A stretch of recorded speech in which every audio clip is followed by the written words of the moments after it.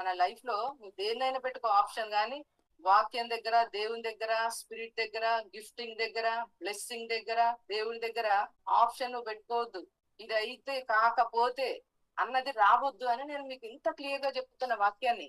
మీరు నన్ను అనవసరంగా నన్ను డైవర్ట్ చేయకండి. స్పిరిట్ గాడ్ ఇక్కడ పవర్ఫుల్ గా మూవ్ అవుతున్నాడు.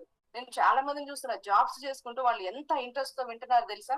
వాళ్ళు నిజంగా నేను అప్రిషియేట్ చేస్తాను. మీరు మీకంటే జాబ్స్ చేసుకుంటూ వినేవాళ్ళు నిజంగా చాలా బ్లెస్ అవుతారు. వాళ్ళు చాలా అంటే చాలా బ్లెస్ అవుతారు. టైం లేకుండా ఉన్న టైంలో వాళ్ళ టైం ని వాళ్ళు తీసుకొని నేను వినాలి వినాలి అని వాళ్ళు ఆసక్తితో వాళ్ళు వింటున్నారంటే, ఇక వాళ్ళకి దేవుడు ఎందుకు ఇక వాళ్ళని బ్లెస్ చేయడు.